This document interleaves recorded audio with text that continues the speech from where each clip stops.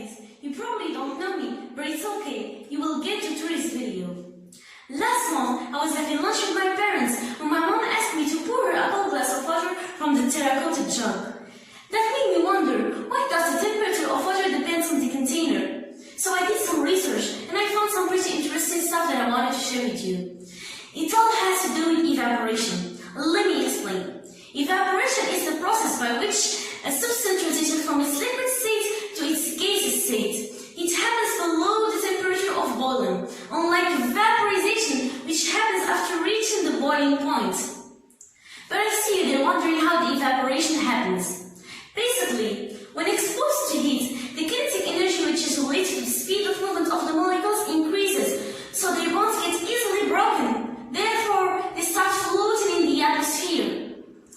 Many factors influence the phenomenon of evaporation, such as pressure, relative humidity, and wind speed. Now let's talk about how evaporation cools things down. We know that evaporation needs heat, but where does it take it? From the surroundings. So the surroundings get colder and the water evaporates from the heat.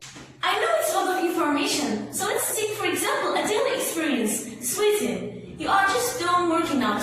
Your body produces heat, and to cool it down, it makes you sweat. If you live in a city with a low relative humidity like Marrakesh, then the sweat will evaporate quickly. But if you live in a humid city like Rabat, then it will take more time, because the air will be more saturated with water vapor. Now, back to our topic. The clay jug is really porous, so the water seeps into the pores and it takes the heat from the air, the jug, and the water inside the jug. So the water inside the jug loses its heat and it gets cooler. To simplify this experiment, I have three bottles here, a plastic one, a glass one, and the clay jug. You can notice that the clay jug is white just by touching it. Now that I've put 1 liter of water in each bottle, let's follow the evolution of temperature. With the last thermometer, I will measure the ambient temperature. I will use polystyrene to hold the thermometers and to minimize the evaporation from the top.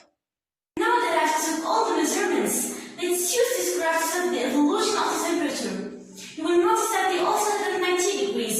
The temperature of the water in the clay jug decreased. It increased later because the ambient temperature increased too. After 2 hours, the difference in temperature between the terracotta jug and both the plastic and the glass water reaches 2.5 degrees Celsius. That difference depends on the relative humidity, which was 84% today, and the ambient temperature.